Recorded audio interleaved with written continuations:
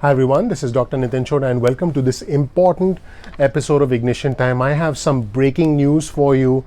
Now, I have to be completely honest, I wish I was bringing better news for my viewers and subscribers, but one of the reasons I started the Ignition Time channel was to make sure that we were all prepared with fair, balanced news and that we prepared for a stable financial future. And I think all of us need to start planning now for a period without any help whatsoever.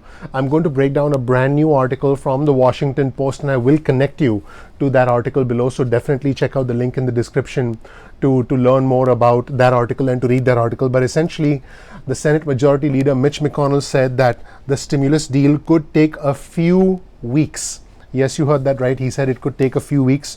In this video, I'm going to talk to you about where things stand right now. I'm going to break down the 70% proposal, which is pretty much going to be impossible to execute because of the problems with the state computer systems, the state architecture. And I'm going to compare that with the $200 a week proposal that's now being floated around in addition to the normal state benefits. That's what's being floated right now. I'm going to talk about why the delay, why this significant delay. And I think it's going to surprise you when you hear about why there's been a delay and why they're waiting till the last minute. I'm going to talk to you about the complications associated with this extension, the technical challenges as well as the ideological challenges. I'm going to give you a silver lining, which is an agreement on a continuation of unemployment benefits. I'll talk to you about the latest options that are being considered. And finally, I'll go over all the overwhelm, all the problems that the state agencies are going over, and what is likely going to be a transition period for the states. And after that, I'll tell you what the bottom line is. It's essential for you to understand the whole picture so you can start to take measures to protect yourself and your family over the next couple of weeks, because it is going to get bumpy. To my viewers and subscribers, again, my name is Dr. Nitin Chhoda. Welcome to my channel, Ignition Time. If you're not a subscriber yet, please consider subscribing below. Please enable the notifications button so you get instant updates. So let's get right into it. There are less than a few days to go before the $600 a week federal booster, the unemployment extensions, expire. And it's very clear that the White House and the GOP, Senate Republicans, I'm outdoors, so there's some bugs here. So the White House and the Senate Republicans still haven't come to a clear conclusion about what they want, about where they want to be. It's astonishing. So there's essentially a delay in the next stimulus package, and the Senate Majority Leader Mitch McConnell said, and I quote him, "Hopefully we can come together behind some package we can agree on in the next few weeks." That's what Senate Majority Leader Mitch McConnell said at an event in Kentucky. So part of the problem is essentially a push by the administration officials and the White House to reduce the $600 weekly payment. President Trump wanted a payroll tax cut, and he's since then abandoned the idea. Believe it or not, there was some squabbling over an FBI building that needed to be rebuilt, and that was part of the factor that actually delayed the stimulus discussions. I mean, think about that.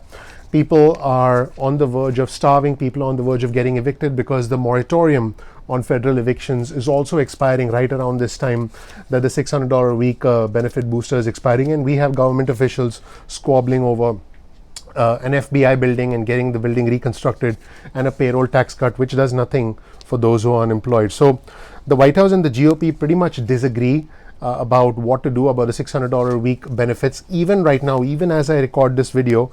And they hope to release a proposal next week. And again, in the words of the Senate Majority Leader, he said, hopefully we can come together behind some package we can agree on in the next few weeks. So he's talking about the back and forth that's going to take place between the Republicans and the Democrats, and them negotiating, arguing, if you will, and then coming to a consensus. So he said that could take a few weeks, but it does sound like the Republicans will have a proposal ready to go next week. And Treasury Secretary Stephen Mnuchin said, and I quote, "We realize there are a lot of hardworking Americans because of the pandemic who still won't have jobs." That's right, my friend, millions and millions of Americans. Okay, so where do things stand right now?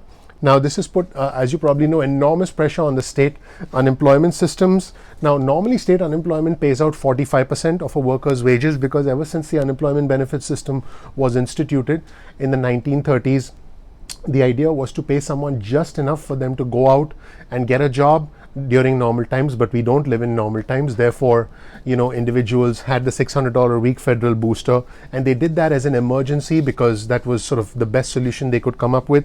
And the federal benefit, this unemployment booster, which is being received by 20 million people. More than 20 million people is essentially going to expire. In fact, by the time you're watching this video, it has probably expired already. So the problem is, like I said, this goes hand in hand with the federal eviction moratorium. And imagine not having a federal booster and then also having the moratorium on evictions expire.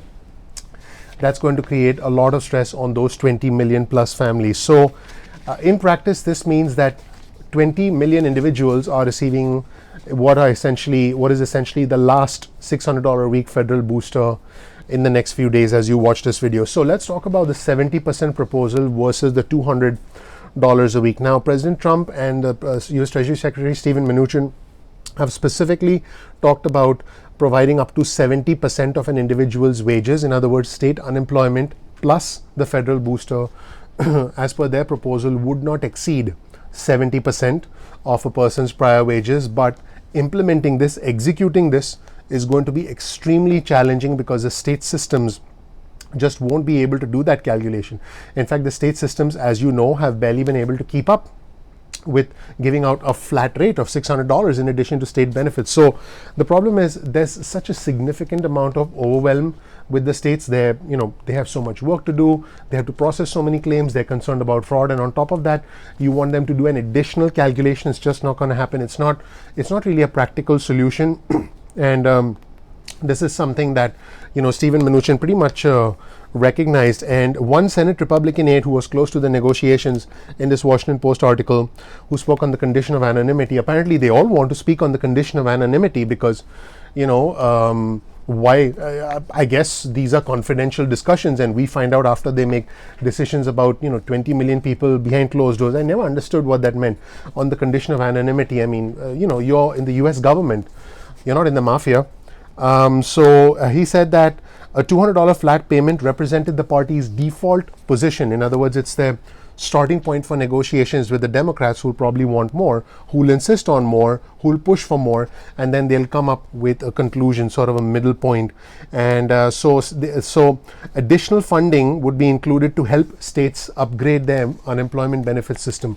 Now, this makes sense long term, but what about the short term need of the 20 million individuals who are receiving unemployment benefits? What about my viewers and subscribers and my community? What about all of us who need help? And I always believe that the government should help individuals who need it the most at the most crucial time. And we'll wait and see what happens. So this aid played down the odds of the GOP approving a more complicated calculation, which is 70% as opposed to the $200, which means that based on most recent information, the $200 a week unemployment booster on top of the state benefits seems more likely. So that's what it's looking like right now. Regardless, there's a delay in everything that's going on. Now let's move on to why the delay. And this, I believe, is going to blow your mind, and I'm pretty sure that this is going to trigger a lot of comments down below in the video. The Senate Majority Leader Mitch McConnell wanted to wait to see how the unemployment benefits and other programs that were approved in the March CARES Act played out. In other words, what impact they had on the economy. He was waiting to see all of the numbers, the jobs report, etc., before trying to take any additional action. So this is again reporting by the Washington Post, and the Democrats have been demanding action for months, and we have a bunch of really angry Democrats. One of them is House Speaker Nancy Pelosi, and along with the Senate Minority Leader Chuck Schumer, the Democrat from New York, they issued a joint statement, and the statement read as follows: this weekend, millions of Americans will lose their unemployment insurance, will be at risk of being evicted from their homes, and could be laid off by state and local government. And there is only one reason. Republicans have been dithering for months while America's crisis deepens. This is from the two top Democrats. Now, let's talk about the complications with this extension. I alluded to this before, but this would complicate negotiations with Democrats who simply want the entire $600 a week unemployment benefits to continue well into next year, well into 2021. And on top of that, there's the technical challenges. US Treasury Secretary Steven Mnuchin said, we're dealing with the mechanical issues associated with that. That meaning the implementation of a new complicated formula, which is 70% of a person's prior wages. So in other words, the system would have to calculate a person's prior wages, take the state unemployment benefit, and then add a portion on top of that which apparently is going to be 50% of the state unemployment benefit based on some of the calculations that have been thrown around by the Republicans, and then arrive at a number that is less than 70% of a person's prior wages. Now, think about it. If they've been having a hard time handing out $600 as a booster, which is a flat rate throughout the country, which, by the way, created the inequalities and sort of, the inconsistencies, which has led to data suggesting that some people get paid more than others, right? That's the rationale for saying, hey, we need to do away with it. But if the states, from a practical standpoint, if the states had a hard time executing that, how are they going to be able to execute this new complicated formula? Just,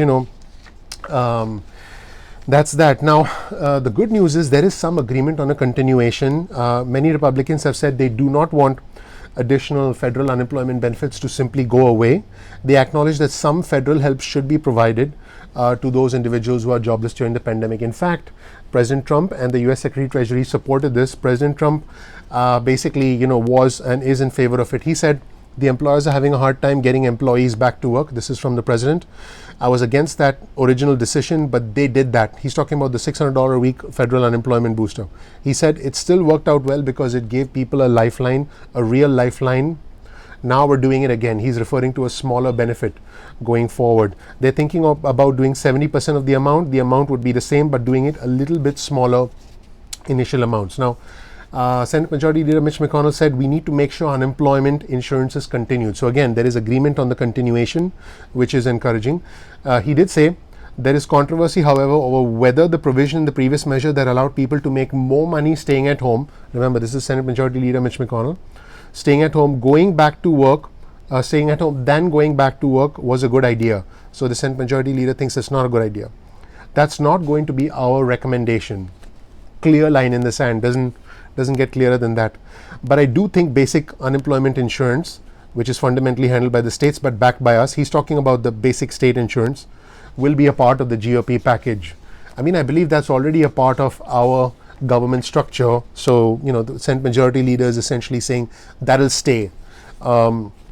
Now, let's talk about latest options being considered, and then we'll get into the overwhelm with state agencies before I start to wrap up this video. Now, given the fact that there's going to be a big challenge in reaching a deal with the Democrats, Mnuchin and White House Chief of Staff Mark Meadows, what they floated was a standalone extension of unemployment provisions as part of a package with school funding and some sort of a liability protection shield, a lawsuit shield, to make it harder for employees to sue their employers if they come back sick with the pandemic.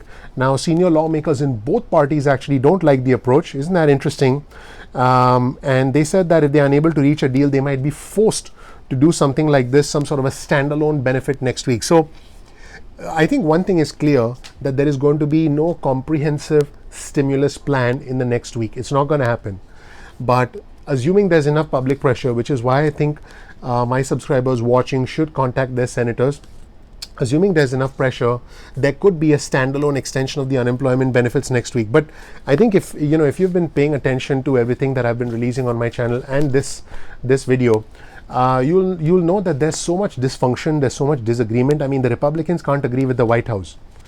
If there's so much disagreement right at the structural, sort of right at the core, how is there going to be agreement with the Democrats, and how is that going to happen in an efficient manner? So, there needs to be more unity and less partisanship. And as far as implementing the 70%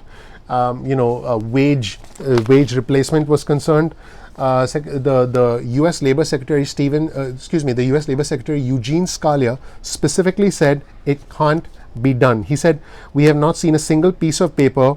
And this is another comment in the Washington Post, and this is from Senator Ron Wyden. He said, "We have not seen a single piece of paper describing how this would be administered without the downsides that Scalia pointed out 2 months ago." When the CARES Act was rolled out months ago, actually Scalia was the one who warned that the nation's unemployment systems would not be able to handle the complexity of matching every individual's unemployment benefits to the person's prior income. And that's what Senator Ron Wyden said. So the bottom line is, the options being considered are a flat rate to replace a $600 a week unemployment booster, and then on top of that, an extension because the standalone package is simply not happening.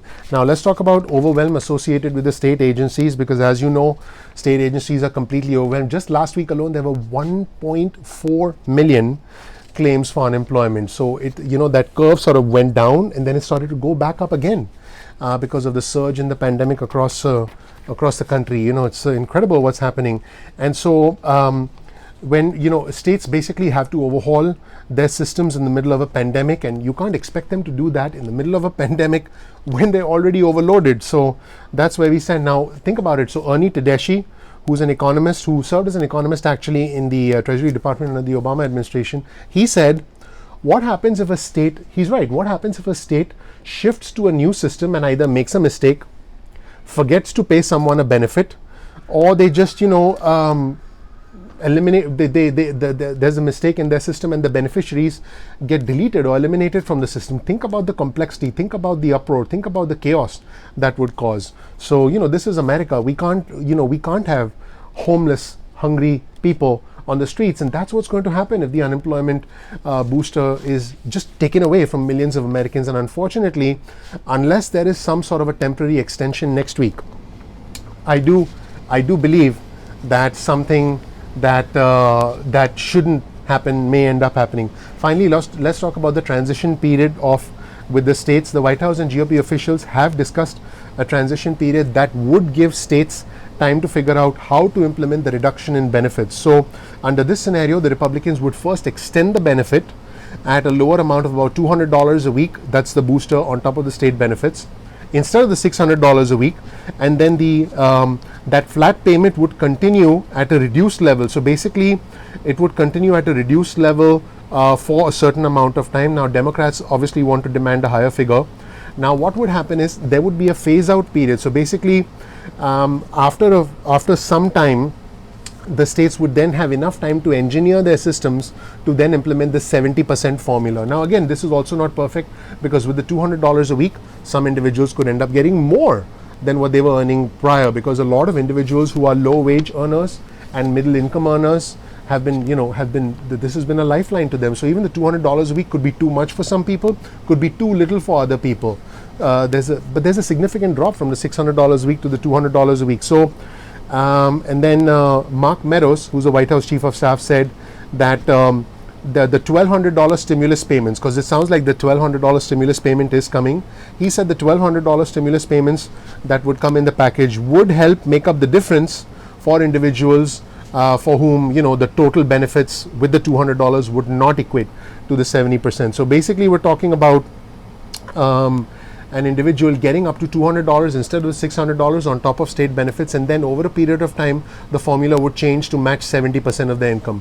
Sounds super complicated to me, and as you can see, it took me a couple of minutes to explain that. I don't know how states are going to be able to process that and roll it out. So basically, the discussion and the thought is that after 2 months, the states, at least most states, I think pretty much all states, say they could convert to the percentage of the state benefit, said a GOP official, who, as usual, spoke to the Washington Post on the condition of anonymity, and he said, do your state calculation, and then the federal government will do 50% on top of that, and then the state plus the government, the federal sort of booster, would then equate to 70% of an individual's income. So we're talking state plus 200, phase out, state plus 50% of state plus federal giving 50% of the state.